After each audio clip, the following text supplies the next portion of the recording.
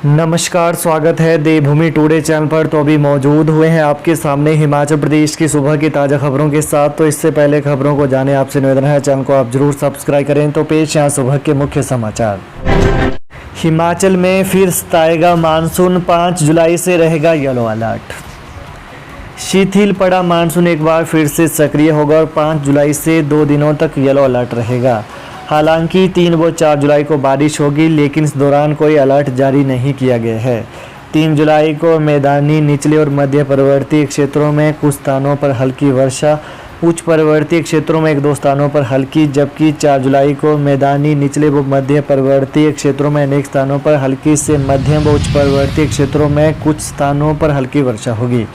Yellow alert के बीच 4 व 5 जुलाई को मैदानी, निचले व मध्य पर्वतीय क्षेत्रों में अधिकांश स्थानों पर हल्की से मध्यम, जबकि उच्च पर्वतीय क्षेत्रों में अनेक स्थानों पर हल्की वर्षा का अंदेशा जताया गया है। बता दें कि 7 व 8 जुलाई को भी अनेक स्थानों पर हल्की से मध्यम वर्षा होने का पूर्वानुमान है। हिमाचल में 34 सेंसर भूस्खलन अचानक बाढ़ से निपटने में करेंगे मदद। स्मार्ट सिटी मिशन में शिमला में स्थापित एक एकीकृत कमांड और नियंत्रण केंद्र ICCC हिमाचल प्रदेश को हाल ही में हुई मनाली चंडीगढ़ हाईवे जैसी घटनाओं से निपटने में मदद करेगा। 34 सेंसरों की एक श्रृंखला के माध्यम से यह ऐसे भूस्खलनों के निपटारे में सहायता करेगा। वहीं हिमाचल प्रदेश के भूस्खलन और बाढ़ संभावित क्षेत्रों में तैनात सेंसरों की समय पर कार्रवाई के लिए ICCC में निगरानी की जाएगी। ICCC के लिए जल्द ही पूरी तरह से चालू होने की संभावना है। मैक्लोडगंज में देह व्यापार का पर्दाफाश, अमृतसर की महिला गिरफ्तार। पर्यटन नगरी मैक्लोडगंज में देह व्यापार का भंडाफोड़ हुआ है। पुलिस टीम ने शनिवार रविवार की रात को इस मामले का पर्दाफाश किया है।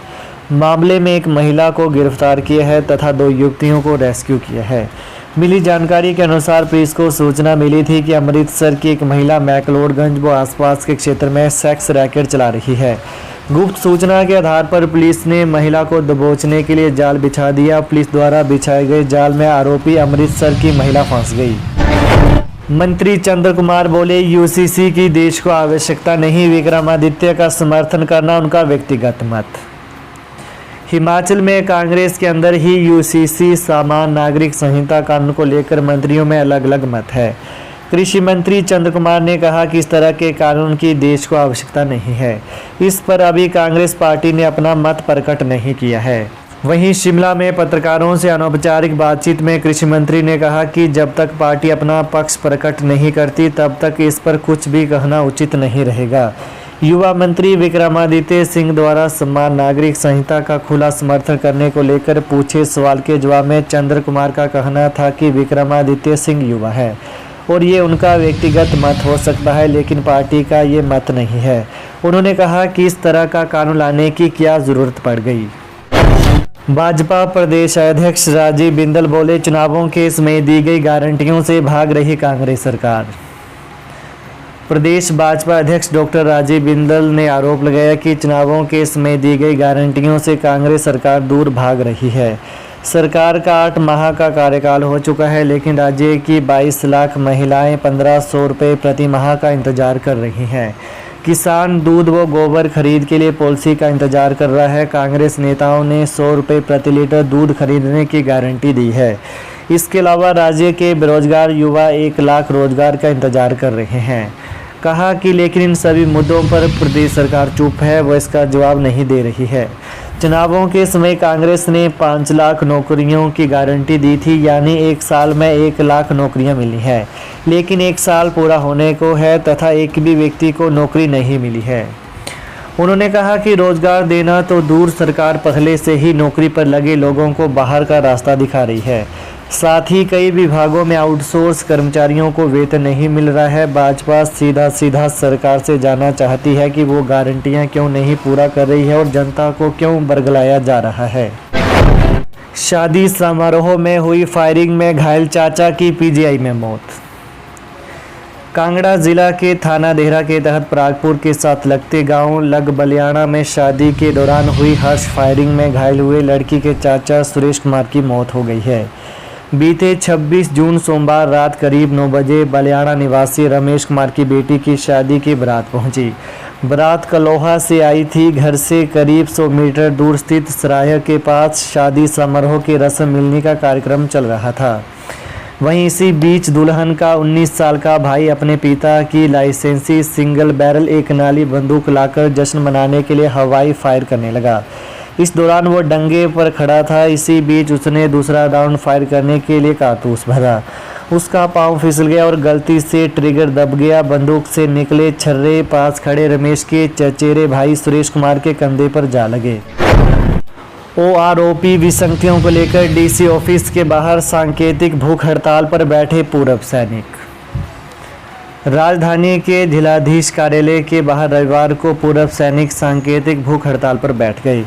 One rank one pension part 2 की विसंगतियों को लेकर पूर्व सैनिक देश भर में लंबे समय से संघर्ष कर रहे हैं।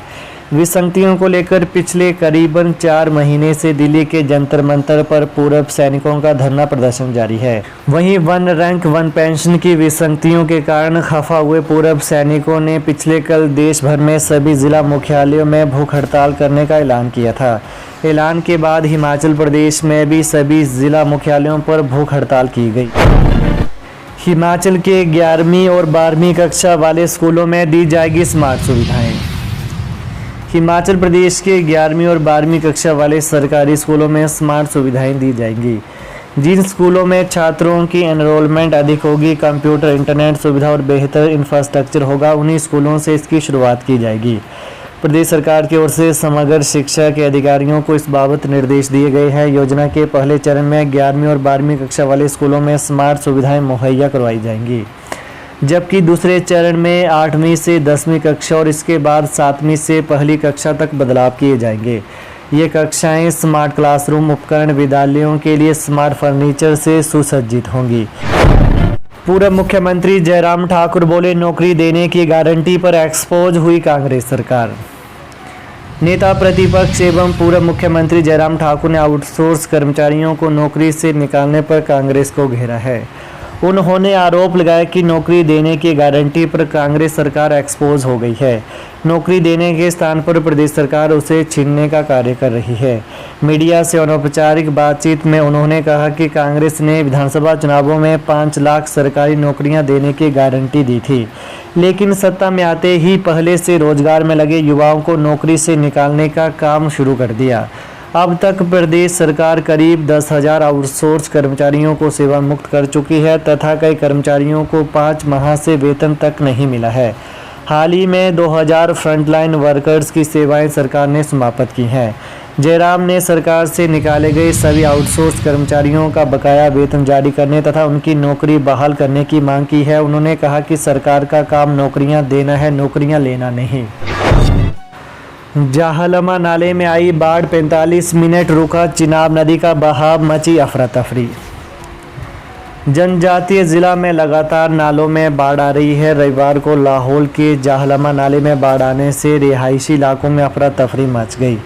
नाले में बाढ़ आने से मलबे की वजह से चिनाब नदी में भी गाद भर गई, जिसकी वजह से करीब 45 मिनट तक नदी का प्रवाह 70% तक रुका रहा, मगर बाद में धीरे धीरे नदी का जलस्तर सामान्य होने से लोगों ने राहत की सांस ली। तो ये हैं आज सुबह के मुख्य समाचार। तो प्रदेश की ताज़ा खबरों को पाने के लिए देवभूमि टुडे चैनल को आप जरूर सब्सक्राइब कर लें। धन्यवाद। जय हिंद, जय हिमाचल।